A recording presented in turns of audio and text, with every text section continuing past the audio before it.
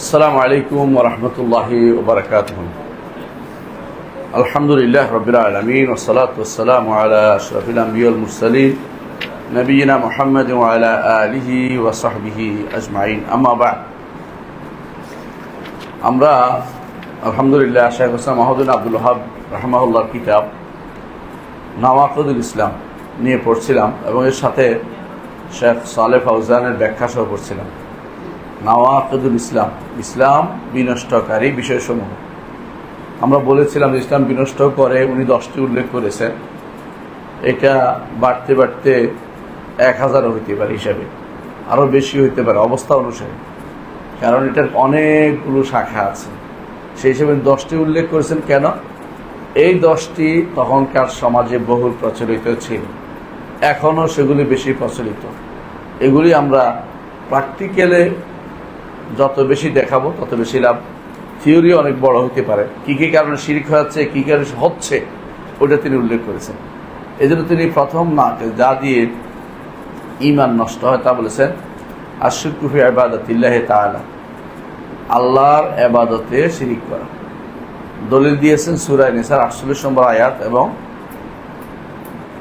ইন্নাল্লাহা লা ইয়াগফিরু আন ইউশরাকা বিহি ওয়া ইয়াগফিরু মা দুনা যালিকা লিমান ইয়াশা। আল্লাহ তাআলা তার সাথে শরীককারীকে ক্ষমা করবেন না, এর বাইরে যা আছে, এর চেয়ে নিচু পর্যায়ে যা আছে, শিরকের চেয়ে নিচু পর্যায়ে যা আছে, যার জন্য ইচ্ছা তাকে তিনি ক্ষমা করবেন। তারপর তিনি দলিল দিয়েছেন সূরা মাইদার 72 নম্বর আয়াত, ইন্নাহু মান ইউশরিক বিল্লাহ, নিশ্চয়ই যে আল্লাহর সাথে শরীক করবে, ফাকাদ হারামাল্লাহু আলাইহিল জান্নাহ, আল্লাহ তার জন্য জান্নাতকে হারাম করে দিয়েছেন। ওয়া মাওয়াহুন নার, তার ঠিকানা হবে জাহান্নাম। ওয়া মা লিয-যালিমিন মিন আনসার, জালেমদের কোনো সাহায্যকারী নেই। এরপরে উদাহরণ দিয়েছেন তিনি, যেমন আল্লাহ ছাড়া অন্য কারোর জন্য জবাই করা, কবরের জন্য জবাই করা, জিনের জন্য জবাই করা।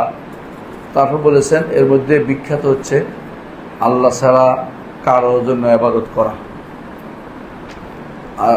আশরিকু ফি ইবাদাতিল্লাহ, আল্লাহর ইবাদতে শরীক করা। এটা নিয়ে আমাদের আলোচনা চলছিল। আলহামদুলিল্লাহ আমরা এই পর্বে বিস্তারিত আলোচনা করেছি। আমি শুধু আজকে আগের অংশটা সারাংশ টেনে যাব। সেটা হচ্ছে আল্লাহর সাথে শিরিক দুইভাবে হয়, একটা হচ্ছে শিরকে আকবর, একটা হচ্ছে শিরকে আসগর। শিরকে আকবর হচ্ছে বিশাল ব্যাপার, তার মধ্যে যেটা বেশি প্র্যাকটিক্যাল মানুষ করে থাকে এটা হচ্ছে ইবাদত, আল্লাহ ছাড়া অন্য কারোর জন্য কিছু দেয়া, যেগুলি ইবাদত বলে বিখ্যাত। ইবাদত কিসের নাম মনে আছে আপনাদের? বলছিলাম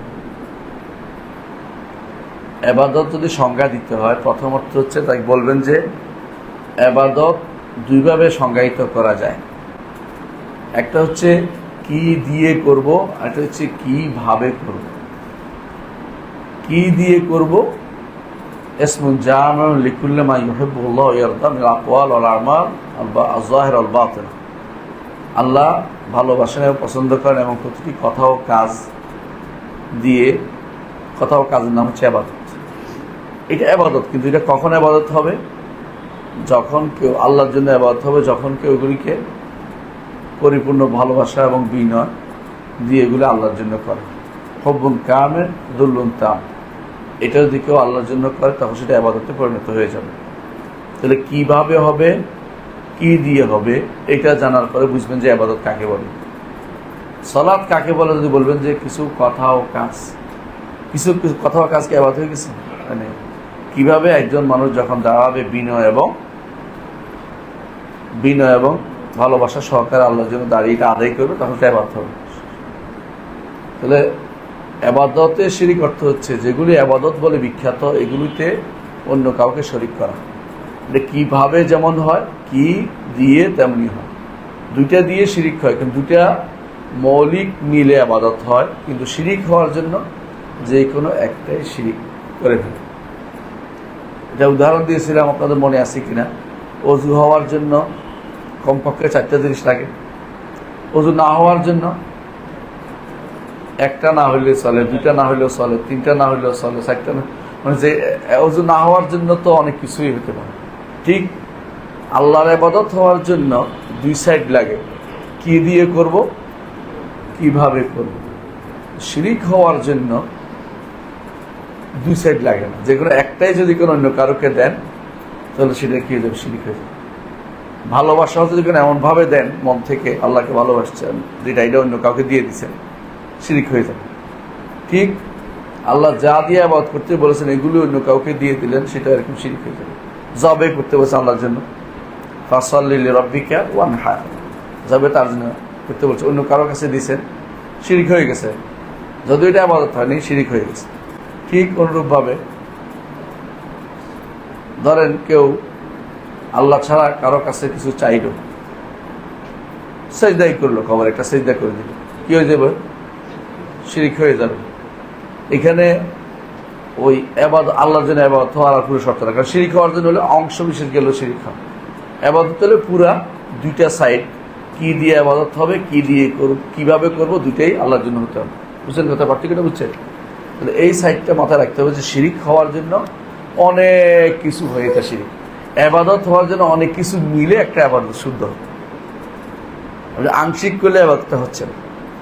কেউ যদি কোনো সালাতের রুকু সাজদা করছে, ইবাদত হয়নি, কিন্তু রুকু সাজদা যদি কোনো কবরের জন্য করে, কি হয়ে যাবে, শিরিক হয়ে যাবে। কথা বুঝছেন তো? রুকু বা সাজদা একটা করলে শিরিক হয়ে যাবে। তাহলে শিরকের অনেক অনেক প্রকার। তো শিরিক দুইভাবে হয়। তিনি যে বলছেন যে ইবাদতে শিরিক না করার জন্য প্রথম যেটা মানুষের ইসলাম নষ্ট করে, ঈমান নষ্ট করে, যেটা হচ্ছে ইবাদতে যেন শিরিক না করে, ইবাদতে যেন শিরিক না করে। ইবাদতে শিরিকটা আমরা একটু আগে বুঝাইলাম যে এটা ব্যাপক জিনিস। যেই কোনো জিনিস আল্লাহ পছন্দ করেন, ভালোবাসেন, তো অনেক জিনিস। এগুলি তিন প্রকার। এগুলি কোনোটা অন্তর দিয়ে করতে হয়, কোনোটা মুখ দিয়ে করতে হয়, কোনোটা অঙ্গ প্রত্যঙ্গ দিয়ে করতে হয়। অন্তর দিয়ে করে কি, যেমন আল্লাহর প্রতি ভয়, হ্যাঁ, আল্লাহর কাছে আশা করা, আল্লাহর উপর ভরসা করা, হ্যাঁ, এগুলি কি অন্তরের ইবাদত। মনে মনে কবরের ভয়ে আপনি একদম মরে যাচ্ছেন, যেটা ভয় আল্লাহর হওয়া দরকার, শিরিক হয়ে গেছে, কিন্তু ঘরে বসেই শিরিক হয়। মনে মনে খাজা বাবার কাছে আশা করে একদম বসে রয়েছেন, ছেলে আপনার হবেই, ঘরে বসে থাকলেও শিরিক হয়ে যাচ্ছে। বুঝলেন না কথাটা? অনুরূপভাবে আপনি রাস্তার পর যাওয়ার সময় দেখলেন যে একটা ভালো কবর বা মাজার, 10টা টাকা দিয়ে গেলেন, আমলে শিরিক হয়ে গেছে। বুঝতে পারছেন? কিন্তু এটা কিন্তু দিলে ইবাদত হইতো না, ইবাদত আল্লাহর জন্য হইতো না। হ্যাঁ, এটা ইবাদত হয়েছে, এর দূর ইবাদত হয়েছে, এর দূর শিরিক হয়েছে। ফুল আল্লাহর জন্য ইবাদত হয়নি। তাহলে পুরো আল্লাহর জন্য যে ইবাদত করতে হয়, কিভাবে করতে হয়, কি দিয়ে করতে হয়, এটা যে কোনো একটা অংশ দিলে কি হয়ে যায়, শিরিক হয়ে যায়। কথা বুঝছেন? তাহলে শিরকের প্রকারগুলো অনেক ভয়াবহ, অনেক বেশি হয়ে যায়। মানুষের চলাফেরা, উঠা বসা, চিন্তা চেতনার মধ্যে কি হয়, শিরিক হয়। কর্মকাণ্ডের মধ্যে শিরিক হয়, কথার মধ্যে শিরিক হয়, এবং মানুষের কলব দিয়ে নিয়তের মধ্যেও শিরিক হয়ে যায়, নিয়তের মধ্যে শিরিক হয়ে যায়। তাহলে শিরকের বিস্তারিত প্রকার আমরা ওই দিন আলোচনা করছিলাম। তো শিরিক, বড় শিরিক করলে কি হয় এটা বলছিলাম কিনা মনে নেই, হয়তো আজকে এতদিন পর আবার বলি। বড় শিরিকের 1 নম্বর যে ডিমেরিট বলেন বা ক্ষতি, সেটা হচ্ছে বড় শিরিক করলে একজন মানুষ কাফের হয়, মুশরিক হয়। অর্থাৎ কাফের হলে তার দ্বিতীয় নম্বর হচ্ছে, দ্বিতীয়গুলো হচ্ছে সে চিরস্থায়ী জাহান্নামে যাবে, হারাম, তার জান্নাত তার জন্য হারাম হয়ে যাবে, জাহান্নাম তার ঠিকানা হয়ে যাবে। আল্লাহ বলছেন তাদের কোনো সাহায্যকারী নাই। 3 নম্বর তাদের বিপদ হবে, সেটা হচ্ছে আল্লাহ তাআলা বলছেন যে তার জন্য ক্ষমা করা তিনি হারাম করেছেন, তার জন্য তিনি ক্ষমা করবেন না। শিরিককারী যদি তওবা করে না যায় তাহলে তিনি ক্ষমা করবেন না। তওবার দরজা খোলা আছে, যতদিন আপনি ফিরে আসবেন আল্লাহর কাছে, আমি রব্বিনী যালামতু নাফসি ফাগফির, আল্লাহ ক্ষমা করে দিবে। কিন্তু ক্ষমা করে আবার শিরিক করলে আবার বরবাদ হয়ে যাবে। এই জন্য শিরিক যেন না হয় এটা খেয়াল রাখতে হবে আমাদের। আল্লাহ তাআলা বলছেন সূরা নিসা 48 নম্বর আয়াতে, ইন্নাল্লাহা লা ইয়াগফিরু ইউশরাকা বিহি, তার সাথে শরীক করলে আল্লাহ ক্ষমা করবেন না। ওয়া ইয়াগফিরু মা দুনা যালিকা লিমান ইয়াশা, শিরকের নিচে যা আছে সেগুলিকে যার জন্য ইচ্ছা তাকে তিনি ক্ষমা করে দিবেন। এটা হলো 3 নম্বর বিপদ। 4 নম্বর বিপদ হচ্ছে শিরিক পূর্ববর্তী সমস্ত আমল বিনষ্ট করে দেয়। আমি সবসময় উদাহরণ দিয়ে থাকি, আপনার মনে আছে কিনা, মক্কাতে হজ করে তাওহীদ প্রতিষ্ঠা করছেন, লাব্বাইক পড়তে গেছেন, একেবারে তাওহীদের চরম পরাকাষ্ঠা দেখাইছেন। মদিনা যাইয়া রাসূল আমার জন্য সুপারিশ করেন, শেষ। শেষ করে দিছে, আমল সবই বরবাদ হয়ে গেছে। আগেকার দিনে যতগুলি আমল ছিল সব বরবাদ হয়ে গেছে, সালাত সব শেষ হয়ে গেছে। এই জন্য শিরিক শিখা দরকার, যে কোন কাজে শিরিক হয়ে যায়। গুরুত্ব এটা আপনার সমস্ত আমলকে বরবাদ করে দিবে, সমস্ত আমলকে বরবাদ করে দিবে। আল্লাহ তাআলা সূরা আনআমের 88 নম্বর আয়াতে বলছেন, নবীদের কথা উল্লেখ করছেন, অনেক নবীদের কথা উল্লেখ করে বলছেন, ওয়ালাউ আশরাকু লাহাবিতা আনহুম মা কানু ইয়ামালুন, যদি তারা শিরিক করত, তারা যত আমল করত সব সব আমল বরবাদ হয়ে যেত। আল্লাহ তাআলা তার নবী সম্পর্কে বলছেন, যিনি শিরিক করা থেকে দূরে, তারপরে তার সম্পর্কে বলছেন, লাইন আশরাকতা লায়াহবাতান্না আমালুকা, যদি আপনি শিরিক করেন আপনার সমস্ত আমল বরবাদ করে দেওয়া। তাহলে নবীর আমলও বরবাদ করে যদি শিরিক, তাহলে আপনার আমল কি থাকবে? থাকবে না। 5 নম্বর মহাবিপদ, সেটা কি? শিরিক করলে দুনিয়ার বুকে যদি আল্লাহর শরীয়ত বাস্তবায়িত থাকতো, তাহলে তাকে হত্যা করা, তার সম্পদ নেয়া, তার বিরুদ্ধে যুদ্ধ করা রাষ্ট্রের জন্য বৈধতা নেই। রাষ্ট্র সেটা করতে পারত দুনিয়ার বুকে। এইটা আগে যে বলছে সবগুলি আখিরাতের অবস্থা। দুনিয়াও তাদের হুকুম আকাম জারি হবে, তাদের কি করবেন না করবে, তাদের সাথে মুআমালাত লেনদেন কি হবে এটা বলে দিচ্ছে। 5 নম্বর বিপদ হচ্ছে কি? তার জন্য শাস্তি, দুনিয়ার শাস্তি অপেক্ষা করতে, যদি রাষ্ট্রপ্রধান ইসলামিক হয়, তিনি শাস্তি দিতে চান, তাহলে এই শাস্তি তিনি দিবেন। এ হচ্ছে বড় শিরকের ভয়াবহতা।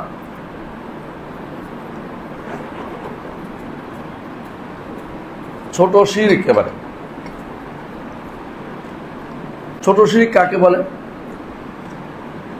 ছোট শিরক হচ্ছে এক ডাকে পরিচয় দেওয়া যাবে না। কেন দেওয়া যাবে না?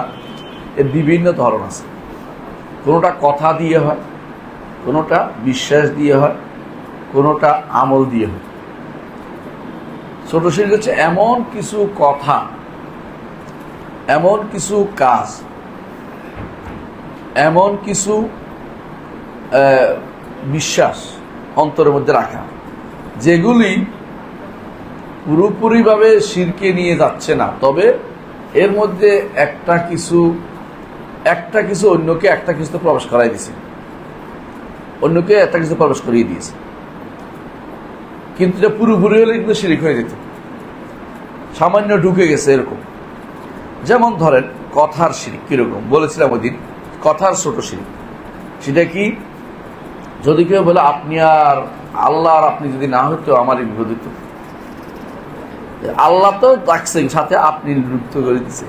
ও আর বলছে, আর দিয়া, ও দিয়া, এবং দিয়া, কেউ দিয়ে কিছু ঢুকায়, তাহলে এটা কি হয়ে যাবে? ছোট শিরক হবে। বুঝা যাচ্ছে কথাটা? কথাটা একটা উদাহরণ দিলাম। আর একটা অন্তরেরটা দিই। অন্তরেরটা উদাহরণ কি? হ্যাঁ, লোক দেখানো ইবাদত। আহসানতা, লোক দেখানো ইবাদত, লোক দেখানো ইবাদত। তো লোক রিয়া বলে এটাকে, রিয়া সোমা।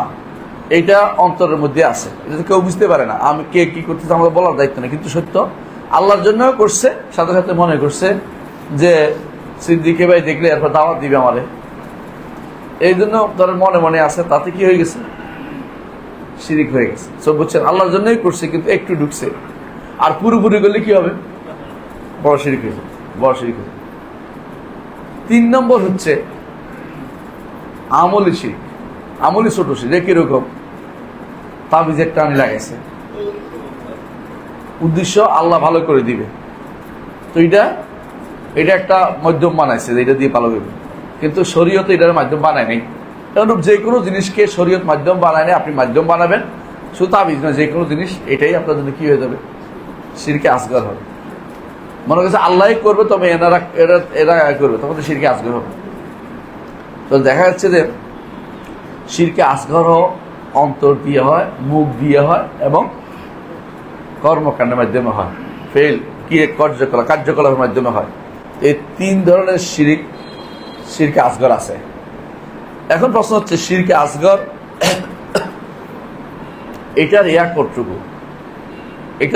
এটা বড় শিরকের মধ্যে মৌলিক কি পার্থক্য আছে? বড় শিরকের এটার মধ্যে পার্থক্য হচ্ছে, শিরকে আকবরের মাধ্যমে দিন থেকে বেরিয়ে যায়, শিরকে আসগরের মাধ্যমে দিন থেকে বেরিয়ে যায় না, তবে এটা কবিরা গুনাহ হয়। বড় ধরনের কবিরা গুনাহ। সাধারণ কবিরা গুনার চেয়ে এটার মান বড়, এটার বেশি, এটার প্যারামিটার বেশি, মিটার বেশি।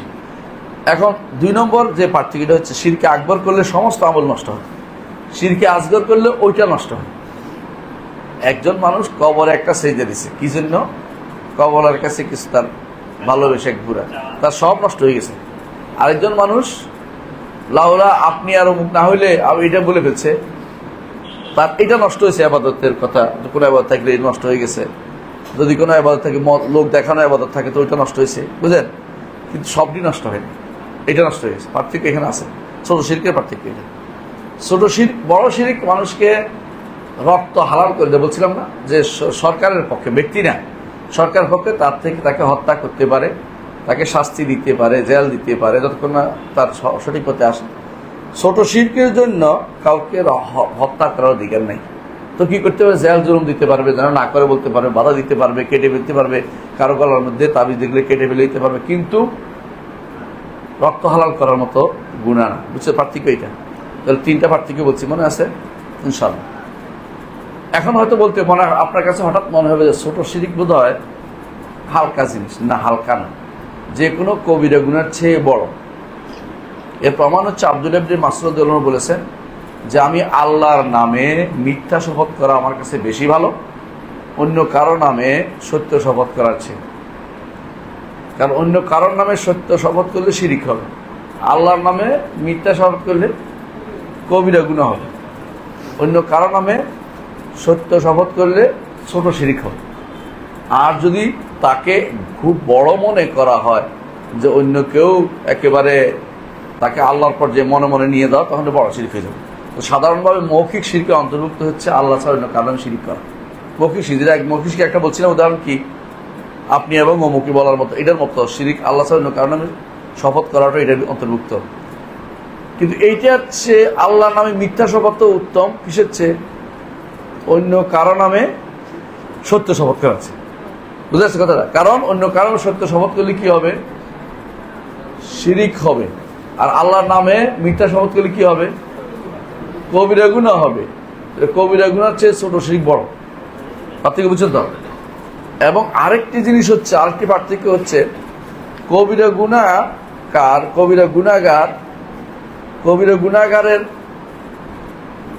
গুনাহগার তো মাদুনা যালিকা, শিরকের নিচু পর্যায়ে। আল্লাহ তওবা করে না গেলেও আখিরাতে আল্লাহ সেটা আল্লাহর ইচ্ছা দেন, তিনি ইচ্ছা করলে কাউকে ক্ষমা করবে, ইচ্ছা করলে শাস্তি দিয়ে ক্ষমা করে জান্নাত দিবেন। কিন্তু শিরক করলে, ছোট শিরক করলে তার ক্ষমা নেই, কারণ শিরক শব্দের ভিতরে আসছে। আখিরাতে তো হ্যাঁ, আখিরাতে চিরস্থায়ী জাহান্নামী হবে না, কিন্তু শাস্তি পাওয়ার জন্য একেবারে সে এখন শাস্তি পাওয়ার ব্যক্তি হিসেবে তার বিবেচিত হয়ে গেছে। ছোট শিরক এই জন্য যে কোনো কবিরা গুনাহ চেয়ে বড়, বুঝছেন তো? মানে বড় ছোট শিরকের কারণে আল্লাহর মশিয়াতের ভিতরে নাই, মানে তার শাস্তি হবেই। আর কবিরা গুনাহ হলে আল্লাহর ইচ্ছার ভিতরে, মশিয়াতের ভিতরে আছে, ইচ্ছা করলে আল্লাহ তাকে শাস্তি দিয়ে জান্নাত দেবেন, নাহলে তাকে আপনি ক্ষমা করে জান্নাত দিবেন, যদি তওবা করে না যায়। তো সবার ক্ষেত্রে প্রযোজ্য। কিন্তু যদি কেউ ছোট শিরক করে যায়, তাহলে ক্ষমার তার রাস্তাটা কি হয়েছে? বন্ধ হয়ে গেছে, তার শাস্তি হবেই। এরকম অবস্থা ছোট শিরক করে এই জন্য যাওয়া যাবে না। বুঝতে পারছেন পার্থক্যটা? বুঝছেন? তাহলে ছোট শিরকও ভয়াবহ, যে কোনো কবিরা গুনার চেয়ে ভয়াবহ।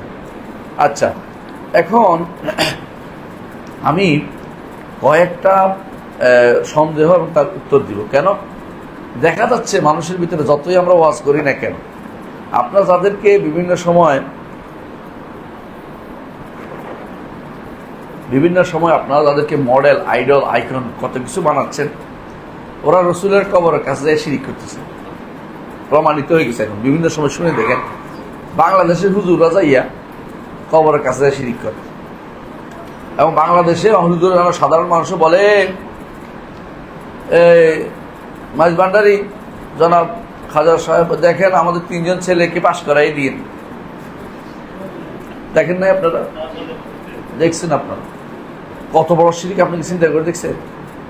কত বড় শিরক এটা? মারাত্মক শিরক। অথচ এটাকে হুজুরে করতেছে, হুজুরে ছাত্র নিজেই করাইতেছে। দরগা মসজিদ আছে, দরগা মাদ্রাসা আছে, বিশাল মাদ্রাসা, সারাদিন বুখারী, মুসলিম, আবু দাউদ, তিরমিজি পড়াচ্ছে। পাশে কি হচ্ছে? এটা শিরিক হচ্ছে। দরগাতে, শাহজালালের দরগাতে যদি কোনো কেউ এক গোলাপ জল ডালে কি হইব?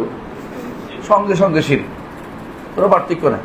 একটা টাকা দিলে শিরিক, মান্নত করলে শিরিক, ওনাকে ডেকে কিছু চাইলে শিরিক।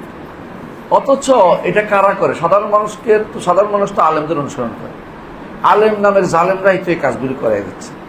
এই জন্য শেখ হুসেন মাহমুদ আবদুল্লাহ রহমতুল্লাহ তার বিভিন্ন কিতাবে, বিশেষ করে কাশ্মীর সুবহাতে, তিনি কিছু সন্দেহের কথা উল্লেখ করছেন যে আমরা যখন শিরকের কথা বলি অনেকে আমাদেরকে আক্রমণ করতে আসে। এর কারণ কি জানেন? তাদের কাছে শিরকে কর্মের মাধ্যমে কাজ করার শিরিক না, শুধু বিশ্বাসেরটা শিরিক। যদি কেউ একটা টাকা কবরে দেয় আর মনে মনে ঠিক আছে আল্লাহ শুধুমাত্র দিবে, তারপর কবরে দিছি কেন? দিছি আর কি। এদের নিকট কোনো শিরিক হয় না, আমাদের নিকটে শিরিক হয়েছে। কারণ দান করা কি ইবাদত না? ইবাদত কারে দিছে? আল্লাহ ছাড়া কারোর জন্য দিছে, বাস শিরিক হয়ে গেছে। ওদের নিকট শুধু বিশ্বাসের জায়গাটা বদলাইতে হইবে, মনে করতে হইবে যে এটা আল্লাহ, কবরওয়ালা আল্লাহ, অথবা এই শাহজালালের যে গজার মাছ এটা আল্লাহ, নইলে যত কিছুই দেয় শিরিক হইব না। চিন্তা করে দেখছেন? এই জন্য কিছু সন্দেহ যেহেতু আছে, এই সন্দেহগুলো এখন আলোচনা করতে চাই। এক নম্বর সন্দেহ হচ্ছে, তারা বলে থাকে এটা যে আরবের মুশরিকরা ওরা তো মূর্তির পূজা করত, আমরা তো মূর্তির পূজা করি নাই, আমরা ওলি আল্লাহদের কাছে শুধুমাত্র চাচ্ছি। ওলি আল্লাহ ওরা প্রিয় বান্দা, ওরা তো মরার পর ওদের ক্ষমতা বেড়ে যায়। কারা মনে করে এটা? শশিনা সহ সবাই এটা মনে করে। শশিনা, তারপরে চরমোনাই, সরসিনা, চর যত সর আছে, যত রশি, 16 রশি 22 রশি, মনে ওলি আল্লাহদের ক্ষমতা অনেক বেড়ে যায় মরার পরে। মরার পরে কেন বেড়ে যায় জানে? ওদের অনেকে মনে করে তারা এখন ফানা ফিল্লা হয়েছে, আল্লাহতে ফানা হয়ে গেছে। এখন তারা এখন বাকা বিল্লা, আল্লাহ যা করতে পারে তারাও তা করতে পারে। তাদের হাত দলিল দেয়, তাদের আমি তার হাত হয়ে যাই, আমি তার চোখ হয়ে যাই, এগুলি দিয়ে দলিল দিচ্ছে। নাউজুবিল্লাহ। এগুলি আসলে সর্বসর্বাদের অংশ, যেটা আগে তারা মনে করতো হিন্দু ধর্মটা ছিল সর্বসর্বাদ। এরা এখন মরার পরে তাদের পীরদেরকে এরকম কিছু মনে করে। এই জন্য তারা বলে যে আরবের মুশরিকরা মূর্তি পূজা করতো, আমরা তো মূর্তি পূজা করছি না, আমরা তো ওলি আল্লাহদেরকে সন্তুষ্ট করতেছি। কারণ আল্লাহ বলছে আলা ইন্না আউলিয়া আল্লাহে লা খাউফুন আলাইহিম ওয়া লা হুম ইয়াহজানুন, আল্লাহর ওদের কোনো ভয় নাই, কোনো পেরেশান হবে না। যদি পেরেশান যদি না হয়, ওলি আল্লাহদের খুশি করলে আল্লাহ খুশি। অর্থ ঠিক আছে? এই কথা ঠিক নাই, এটাই হচ্ছে শিরিক, এটাই হচ্ছে শিরিক। কারণ কি? তারা যে বলছে যে এরা তো শুধুমাত্র আরবের মুশরিকরা শুধু এই মূর্তি পূজা করতে, কথাটা ঠিক নয়। আরবের যাদের সাথে যাদের রাসূলুল্লাহ সাল্লাল্লাহু আলাইহি ওয়াসাল্লাম যাদের বিরুদ্ধে যুদ্ধ করছেন, ওরা কেউ কেউ মূর্তি পূজা করত, কেউ গাছ পূজা করত, কেউ পাথর পূজা করত, কেউ ফেরেশতা পূজা করত, কেউ নেককারদের পূজা করত, সবগুলি ছিল। শেখ হুসেন মাহমুদ আবদুল্লাহ রহমতুল্লাহ তার কিতাব কাশ্মীর সুবহাত এটা উল্লেখ করেছেন। কাশ্মীর সুবহাতে বাংলা ব্যাখ্যা সহ বের হয়েছে, প্রত্যেক একটা কপি রাখেন করেন, দেখছেন আপনারা ইনশাআল্লাহ। আমার সম্পাদনা সরকার বেরোছে। তো দলিল কি? দলিল হচ্ছে সূরা ইউনূসের 18 নম্বর আয়াত।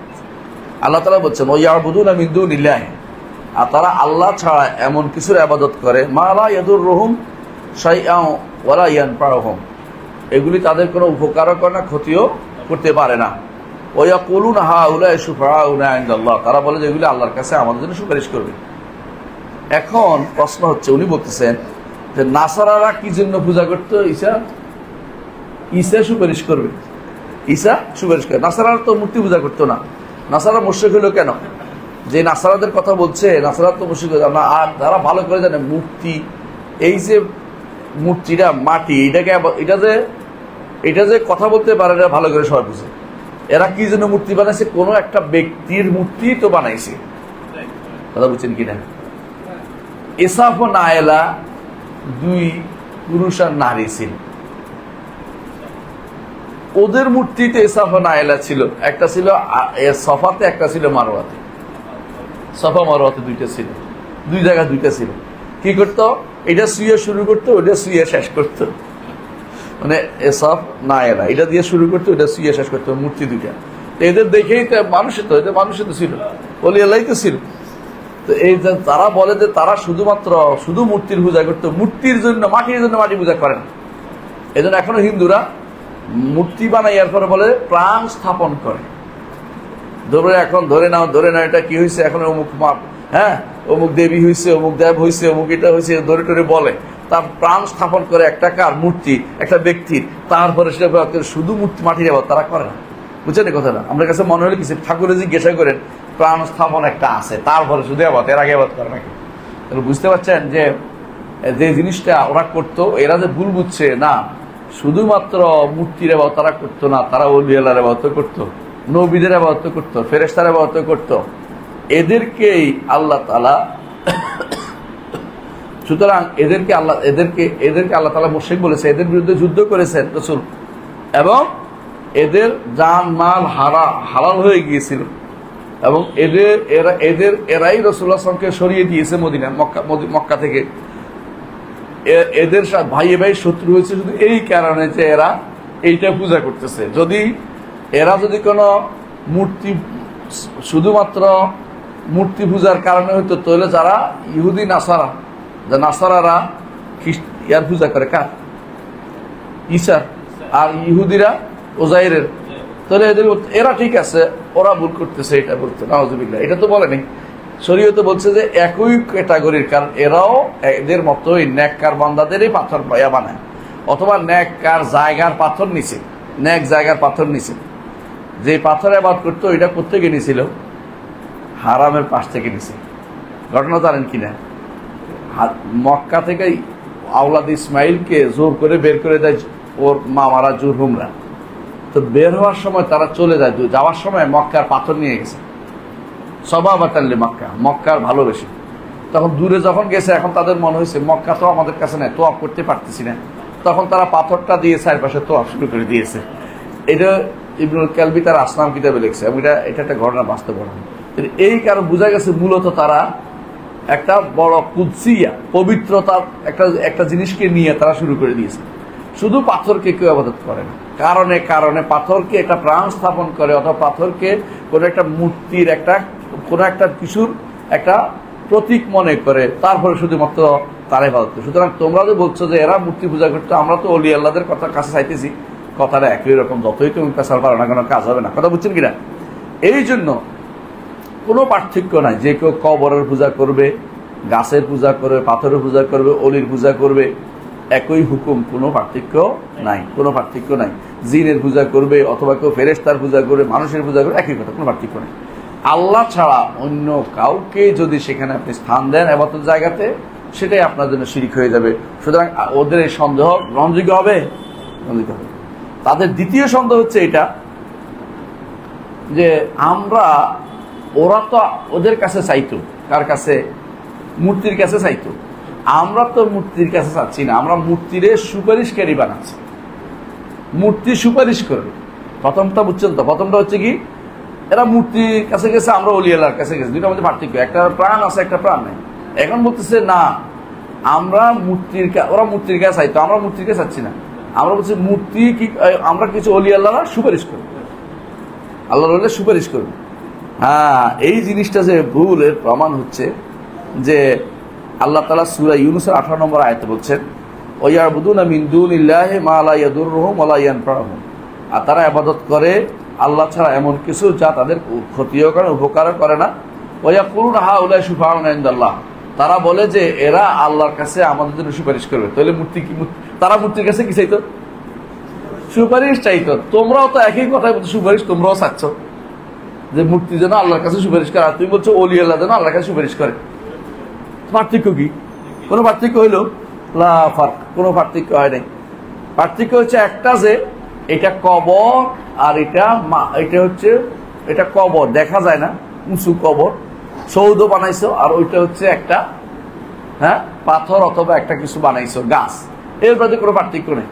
এটা অলি আল্লাহর কবর আর এটা অলি আল্লাহর নামে একটা প্রতীক, পার্থক্য, এটা আর কোনো পার্থক্য নেই। এরাও মনে করে যে এরা সুপারিশ করবে, এরাও মনে করে সুপারিশ করতে, পার্থক্য হলো কি? এই সুপারিশের জন্যই তো নিষিদ্ধ হয়েছে। কারণ আল্লাহ তাআলা কোরআনে কারীম বলেছেন, কি বলেছেন? যে মা না'বুদুহুম ইল্লা লিয়ুকাররিবুনা ইলাল্লাহি যুলফা। যারা কাফের তারা বলে যে আমরা এদের ইবাদত এই জন্য করি, এরা আল্লাহর কাছে আমাদেরকে সুপারিশ করে নৈকট্য এনে দিবে। তো তোমাদের মধ্যে এদের মধ্যে কি পার্থক্য? পার্থক্য বোঝা আসছে? তাহলে এই সন্দেহ অমূলক, এটা ঠিক নয় যে, এটা ঠিক নয় যে এরা সুপারিশ করতে পারবে আর মূর্তি সুপারিশ করতে পারবে না, এই পার্থক্য তারাও করে। তারাও চাইতো মূর্তি সুপারিশ করবে। কারণ কেন মূর্তি সুপারিশ করে বুঝেন কিনা? তারা বানাইছে, লাত বানাইছে আল্লাহ থেকে, এক বর্ণনায় আল্লাহর মেয়ে বানাইছে লাতকে, নাউযুবিল্লাহ। তারা বলতো যে মেয়েদের কথা বাবা বেশি শুনে, সুতরাং মেয়ে বানাইলি না। উজ্জা আজিজ থেকে বানাইছে, আল্লাহর আজিজ নাম থেকে উজ্জা বানাইছে। মেয়ের কথা আল্লাহ শুনবে এই জন্য মেয়ে বানাইছে। আর মানাত মান্নান থেকে বানাইছে, মান্নান নাম থেকে, যে আল্লাহর নাম মান্নান থেকে তার নাম, তার মেয়ের নাম বানাইছে মানাত। আল্লাহ কোরআনে কারীমে এই জন্য বলেছেন আফরাআইতুমুল লাতা ওয়াল উজ্জা ওয়া মানাত আত-তালিসাতাল উখরা আলাকুমুদ যাকারু ওয়া লাহুল উনসা। আফরাআইতুমুল লাতা ওয়াল উজ্জা, আমাদের জানাও লাত উজ্জা মানাত সম্পর্কে আমাকে বলো, তোমাদের জন্য যত ছেলে আর আমার জন্য যত মেয়ে। বুঝছেন কিনা? ওয়াইজা বুশরা আহাদুহুম বিল উনসা যাল্লা ওয়াজহু মুসওয়াদ্দান ওয়া হুয়া কাযীম। তো তাদেরকে বলা তোমাদের মেয়ে হইছে, মন খারাপ করে ফেলে, ছেলে হইছে বলে মন খুশি হয়ে যাও, আল্লাহর জন্য যত মেয়ে। মানে আল্লাহ এটা কেন বলছেন? কারণ এটা আল্লাহর মেয়ে সাব্যস্ত করতে, এই জন্য। কথা বুঝছেন কিনা? আবার আরেক বর্ণনা আসছে লাত মূলত একজন ইয়ালুতু সাউইক, হাজিদের জন্য ছাতু বানায়, এক পাথরের উপরে ঘষা ঘষা ঘষা ঘষা ছাতু বানাইয়া, তখনকার দিন তো মেশিন ছিল না, ঘষা ঘষা ছাতু বানাইতে হতো হাজিদেরকে। ছাতু চিনেননি? ছাতু চিনেননি? ছাতু সরবরাহ করতো। এখন আছে কিনা দেশে জানি না, ছাতু সরবরাহ করতো। তো যখন লোকটা মারা গেছে তখন এইটা এখন মুকাদ্দাস, পবিত্র জিনিস হয়ে গেছে। তাহলে পার্থক্য কি? অলি আল্লাহর কবরস্থান, অলি আল্লাহর বসার জায়গা, হ্যাঁ, চিশতিয়ার বসার জায়গা, নকশবন্দিয়া বসার জায়গা, দেখছেন না? এবং বাইশ বুস্তামির, হ্যাঁ, বসার জায়গা, এগুলি তারা এখন মাজার বানাই ফেলছে। আর ওই লাতের মাজার বানানো আর বাইশ বুস্তামির বসার জায়গা মাজার কি পার্থক্য করবে? একই তো জিনিস, যতই প্যাস মারা করে একই জিনিস। কারণ লাতও ভালো কাজ করতে বলেই তো নিছে, বাইশ বুস্তামি তোমাদের কাছে ভালো ছিল বলেই তো নিছে, যদিও সে ভালো ছিল বলে কোনো প্রমাণ নেই। সোজা কথা এটাই। তার অনেক উল্টাপাল্টা কথা আছে। একটা বই আছে আন-নূর মিন কালিমাতে তাইফুর, ইয়ার নাম বাইত বুস্তামির নাম ছিল তাইফুর। বাইত বুস্তামির বক্তব্যের মধ্যে শিরকে ভরা। তারপর ওদের কাছে আল্লাহর ওলি, যে যত এরা হচ্ছে যত বড় শয়তানি করে তত আল্লাহর ওলি দেখা যায়, বুঝছেন না? হায়দার আলী রাস্তায় রাস্তায় ঘুরতো, তালা বাবা চিনছেন না? ঢাকা শহর দেখছেন কিনা কেউ? দেখছেন? তালা লাগাই লেগে হাঁটতে, পিছনে 10-20-25 জন হাঁটতো, শুধু হাঁটা ওর কাম ছিল। মরে গেছে, এখন আল্লাহর ওলি হয়ে গেছে সে। এখন তার মাজার কোথায় দিবে? 2 শাহ আলীওয়ালারা ঝগড়া, মিরপুরওয়ালা ইয়ারা, হ্যাঁ, ওইদিকে অন্যরা ঝগড়া, 2 জনের ঝগড়া, বিশাল ঝগড়া। কি জন্য? যে আমাদের এখানে মাটি দিতে হবে। কেন? যেখানে মাটি দেয় সেখানে তো ব্যবসা, এই ব্যবসাতে কোনোভাবেই দূরে সরে যাবে না, বিশাল সুযোগ, এই সুযোগ দূরে সরে যায়। তো এই জন্য এরা যে বলতো যে আমরা, এরা তো মূর্তির কাছে তো, আমরা তো অলি আল্লাহকে বলতে সুপারিশ করতে, এটা মিথ্যা কথা। ওরাও কি করতো? মূর্তিকে সুপারিশকারী বানাইছে। তোমরাও কি বানাইছো? অলি আল্লাহরে সুপারিশকারী বানাইছো। তাহলে বোঝা গেল যে এটাও কি এদের একটা সন্দেহ, এটা অমূলক সন্দেহ, এটা এদের সন্দেহগুলি সত্য না। 3 নম্বর সন্দেহ, তাদের 3 নম্বর সন্দেহ হচ্ছে তারা বলে যে আরবের মুশরিকরা তো লা ইলাহা ইল্লাল্লাহ বলতো না, আমরা তো লা ইলাহা ইল্লাল্লাহ বলি। মানে এখন গেছে আরেক জায়গায়, বুঝছেন তো? যে এরা লা ইলাহা ইল্লাল্লাহ বলতো না, আমরা তো লা ইলাহা ইল্লাল্লাহ বলি। তো আমাদের সাথে ওদের এক রকম হলে কি করে? আপনি কি বুঝছেন? এটার জবাব কি? জবাব তো সুবহানাল্লাহ, লা ইলাহা ইল্লাল্লাহ বলে এটা নষ্ট করা এক হয়ে গেছে। অজু করে কেউ যদি কোনো একটা কিছু একটা করে, অজু নষ্ট হয়, কিছু বললাম নাকি সুন্দর, এরপরে কি অজুটা রইল? তুমি লা ইলাহা ইল্লাল্লাহ বলেও কি করলা? অজুটা তুমি তো লা ইলাহা নষ্ট করে দিলা। সুতরাং ওরা লা ইলাহা ইল্লাল্লাহ না বলে শিরিক করছে, তোমার লা ইলাহা বলে শিরিক করছে। পার্থক্য এটাই, পার্থক্য বুঝছেন তো? নষ্ট জিনিস হয়ে যায় এটা বলে লাভ হইল কি তোমাদের? তুমি তো আর বারবার বারবার মিথ্যা কথা বলতেছ। লা ইলাহা ইল্লাল্লাহ বলতেছ, দেখছেন না? লা ইলাহা ইল্লাল্লাহ বলতে বলতে লাইলং এলং লা ইলাহা ইল্লাল্লাহ বলতে বলতে কায়ার উপর উঠে, ছাদের উপর উঠে যায়। হ্যাঁ, জিকির করতে করতে হুজুর উপর দিয়ে লাভ দিয়ে পড়ে, হুজুরে লইয়া পড়ে। দেখছেন না কত লা ইলাহা ইল্লাল্লাহ করে পড়ে যাচ্ছে? হ্যাঁ, আবার হুজুর বলতেছে এগুলি আমার পাগল, আর হুজুর মুরিদ বলতেছে এই আল্লাহ, এই আল্লাহ। হুজুর বলতেছে আমার পাগল। কোথায় কি, কোথায় বাকি রইল? কি আর ইমানের কি বাকি রইল? বোঝা গেল যে লা ইলাহা ইল্লাল্লাহ কি রাখছে? রাখে নাই। তো তোমরা লা ইলাহা ইল্লাল্লাহ বলে আর না বলা দিয়ে পার্থক্য করে কোনো লাভ নাই। তোমরাও লা ইলাহা ইল্লাল্লাহ বলেও নষ্ট করছো, ওরা না বলেই নষ্ট করে আছে। এই পার্থক্য একটু, আর কোনো পার্থক্য নাই। দ্বিতীয় পার্থক্য হচ্ছে এরা লা ইলাহা ইল্লাল্লাহর অর্থ বুঝতো বলেই বলতো না, আর তোমরা দরকার হলে 1000 বার অথবা 1,00,000 বার ফাঁস আনফাস জিকির করবা। ফাঁস আনফাস বুঝেননি?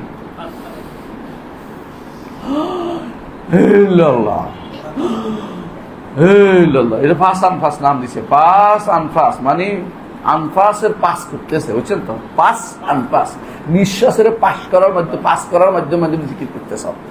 এই জিকিরের কি লাভ রে ভাই?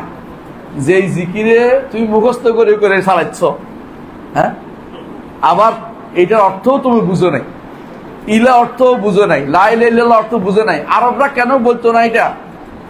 কারণ তারা জানে যে লা ইলাহা ইল্লাল্লাহ বলা একটা বিপ্লব, লা ইলাহা ইল্লাল্লাহ বলা একটা পরিবর্তন।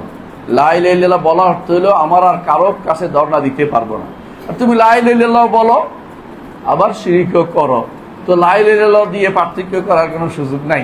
যে আমরা লা ইলাহা বলে, ওরা তো বলতো না। লা ইলাহা বলে তোমার তো নষ্ট করে দিচ্ছে, এটা 1 নম্বর। 2 নম্বর হচ্ছে তারা লা ইলাহা অর্থ বুঝতো বলে বলতো না। তুমি না বুঝে সারাদিনে বলো, তোমার বলার দ্বারা কোনো লাভের কিছু গন্ড হচ্ছে না। কথা বুঝতে পারছি? কয়টা সন্দেহ গেল? 3টা গেছে। তাদের 4 নম্বর সন্দেহ হচ্ছে এটা যে আরবের মুশরিকরা পাথর পূজা করত, গাছ পূজা করত, অথবা বিভিন্ন যেগুলি নির্জীব প্রাণীর পূজা করত। কিন্তু আমরা তো তাও ওসিলা দিয়ে করতেছি, আমরা তো পূজা করি না, ওসিলা দিচ্ছি। তো পূজার ওসিলার মধ্যে তোমরা কেন পার্থক্য করো না? জায়গা মধ্যে হচ্ছে আমাদের, তাই না? এটার জবাবটা কি? জবাবটা হচ্ছে এটা, আরবের মুশরিকরা তারা মাধ্যম হিসেবেই নিত। তারা কি করত? মাধ্যম হিসেবে। তোমাদের সমস্যা হচ্ছে একটাই, ওসিলা আর মাধ্যম এক জিনিস বানাই ফেলছ। কথা বুঝছেন কিনা? ওসিলা শব্দের কোরআন এবং সুন্নায় কোথাও মাধ্যম অর্থ আসে নাই। এটা ওসিলা শব্দ মাধ্যম আসছে এখন উর্দু ভাষায়, ফার্সি ভাষায়, বাংলা ভাষায়, তুর্কি ভাষায় ওসিলা অর্থ মাধ্যম। কারণ কোনো কোনো শব্দ ফার্সি উর্দু ভাষায় আছে, এই শব্দ ঠিক আরবিতে আছে, কিন্তু একই অর্থে না। যেমন উদাহরণ দিয়ে আমি সবসময় বলে থাকি, গোলাম শব্দের অর্থ ফার্সিতে হচ্ছে, উর্দুতে হচ্ছে, গোলাম অর্থ হলো খাদেম, সেবক। কিন্তু আরবিতে গোলাম অর্থ দাস, আর গোলাম অর্থ ছেলে, 2 অর্থ হয়। বুঝা যাচ্ছে? যুবক ছেলে, দাস অর্থ হয় না। এই জন্য যদি আরবি ভাষায় কেউ বলে গোলাম, তখন সে রাগ করে না। কিন্তু বাংলাতে কেউ যদি বলে তুই তো গোলাম, তো কি হয়? রাগ করে না? ভীষণ রাগ করে। কি আপনি আমাকে গোলাম বানিয়ে দিলেন, আউযুবিল্লাহ। হ্যাঁ, কিন্তু আরবি ভাষাতে গোলাম অর্থ কি? যে টকবগে যুবক, হে খুশি হইবার। রাসূল এর জন্য বলছেন, ইয়া গোলাম ইন্নী উআল্লিমুকা কালিমাত, হে যুবক তোমাকে কয়টা কালেমা শিক্ষা দেব। খুশি হয়ে গেছে কে? ইবনে আব্বাস। ইবনে আব্বাস কি দাস ছিল নাকি? তাহলে ইবনে আব্বাস কি ছেলে হিসাবে হচ্ছে। আবার গোলাম অর্থ দাস হিসাবেও আছে। রাসূলুল্লাহ সাল্লাল্লাহু আলাইহি ওয়াসাল্লাম বলেছেন, তোমাদের কেউ যেন তার দাসকে গোলামি না বলে। কেন? সে যেন বলে দাস না বলে, কি বলে যেন? আমার যুবক বলে, যাতে করে কারো অন্তরে আঘাত না আসে। তাহলে বুঝো, দাস এবং ভাষা এক শব্দ একটাই, কিন্তু আরবি ভাষা এক অর্থ, ফার্সি উর্দু ভাষায় আরেক অর্থ। ওসিলা শব্দটির এরকম হয়েছে ঘটনাটা, কথা বুঝাতে পারছি? ওসিলা শব্দটির মূল অর্থ হচ্ছে নৈকট্য, যা দিয়ে নৈকট্য অর্জন করা যায়, তাকাররুব। ওসিলা অর্থ দিয়ে যা দিয়ে নৈকট্য অর্জন করা যায়। আয়াতটা হচ্ছে সূরা মায়েদার 35 নম্বর আয়াত। আল্লাহ তাআলা বলছেন, ইয়া আইয়ুহাল্লাযীনা আমানুত্তাকুল্লাহা, হে ঈমানদারগণ আল্লাহর তাকওয়া অবলম্বন করো, ওয়াবতাগু ইলাইহিল ওয়াসিলা, আর তার কাছে ওসিলা তালাশ করো, তার কাছে ওসিলা তালাশ করো। কথা বুঝছেন? তার কাছে ওসিলা তালাশ করো, ওয়াবতাগু ইলাইহিল ওয়াসিলাতা, অর্থাৎ তার কাছে যাওয়ার জন্য নৈকট্য খোঁজো, নৈকট্য যেটা পাও। এরা বানাইছে এটা, হে ঈমানদারগণ আল্লাহর তাকওয়া অবলম্বন করো এবং তার কাছে যাওয়ার জন্য মাধ্যম খুঁজতে থাকে।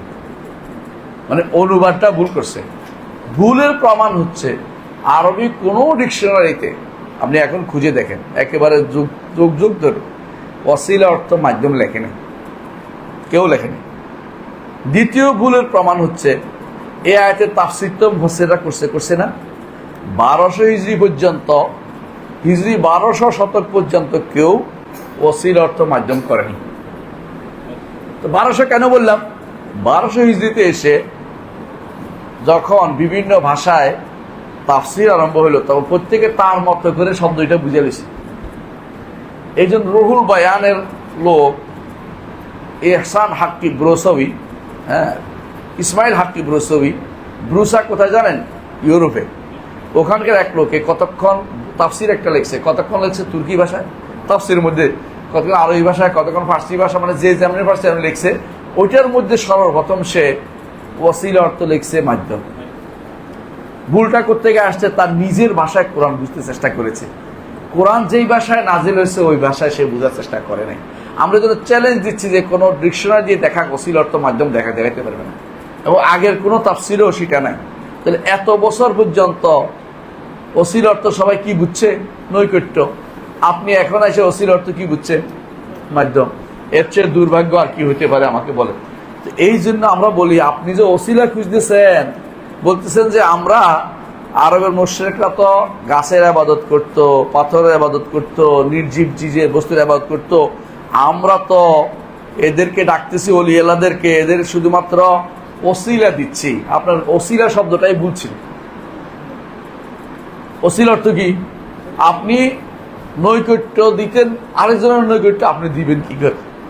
আপনি নৈকট্য অর্জন করতে বিষয়টা আসতেছেন, আপনি চাচ্ছেন মাধ্যম বানাইতে, ওই মাধ্যম তো আল্লাহর শরীয়তে নাই, ওই মাধ্যম আল্লাহর শরীয়তে নাই। আপনি এই মাধ্যম বানাইতে পারেন না, এই মাধ্যম বানাইতে পারেন না। বুঝে আসছে কথাটা? এখন যদি কেউ বলে মাধ্যম বানানোর মাসআলা কি, এটা আসবে সামনে, আমি দ্বিতীয় এটা আলোচনা করব। এটা দ্বিতীয় নাকসের মধ্যে আছে, দ্বিতীয় অংশ, মানে যেটাতে দ্বিতীয় যেটাতে ইমান চলে যায় ওইটার মধ্যে আসবে। এই জন্য এটা আলোচনা করতেছে। শুধু এটাই বলবো যে তারা এখানেও কি করছে? ভুল করছে, যে ওসিলা অর্থ মাধ্যম বানাইছে। আসলে ওসিলা অর্থ কি? নৈকট্য। সুতরাং আপনি মাধ্যম বলে যা ধরছেন, এটা আরেকটা ইমান হারানোর কারণ। মাধ্যম দিয়ে কাউকে ডাকা এটা ইমান হারানোর একটা কারণ। বিস্তারিত আলোচনা আসবে সামনে, কোনো সময় এটা ইমান হারানোর কারণ হয়ে যায়, এটা আমরা বিস্তারিত আলোচনা করব।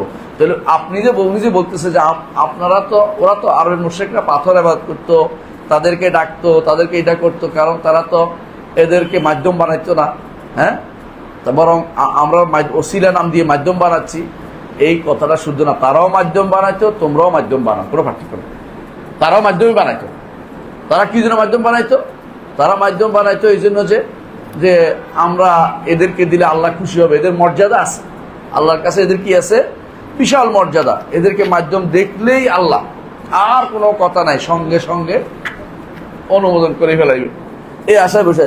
আপনিও ঠিক, কারণ ওরা কি মনে করতো? লাতকে আল্লাহর মেয়ে, বুঝেন নাই? মনাতকে আল্লাহর মেয়ে, এদের আল্লাহর মেয়েদের মর্যাদা, নাউজুবিল্লাহ, আস্তাগফিরুল্লাহ, এই জাতীয় মর্যাদা ধরেই তো তারা ওরা কাছে নিয়েছে। যে কোনো পাথর তো পূজা করে নাই, হ্যাঁ, লাত মানাত ওজ্জা এসাফ নাইলা ছাড়া এরা যে কোনো পাথর দেখলে কি পূজা শুরু করতো না? তা করতো না। তাহলে বোঝা গেল এরাও মাধ্যম বানাইয়েই এবাদত করছে, তোমরাও মাধ্যম বানাচ্ছ, অথচ ওসিলা অর্থ কি নয়? মাধ্যম না, যেটা আসবে আমাদের আলোচনার ভিতরে। তাহলে বোঝা গেল যে এই কয়টা সন্দেহ বলছি? 4টা। এই সন্দেহগুলি যুগ যুগ ধরে চলে আসছে, যুগ যুগ ধরে চলে আসছে। এখনো এই যে ফরহানবন্দির লেখক কি নাম জানি শক্তি, হ্যাঁ, আপনাদের যুবকরা তো একবার পাগলের মতো গুমড়ে খেয়ে পড়ে তার উপর শিরকে কথা বলতেছে, বলছে মদিনা যাইয়া বলতেছে রাসূল আপনার কাছে প্রাণ খুলে দিলাম, রাগ করিয়েন না, মনে দরদি কথা, রাগ করিয়েন না, রসুলের কাছে বলতেছে আপনি আল্লাহর কাছে কইয়া দেন। এই বেটা আমাদের পুলিশ আমার তামতে দেয় না, মানে এবার পুলিশের কথা বলতেছে, বুঝছেন, নলেজ দিতে আছে।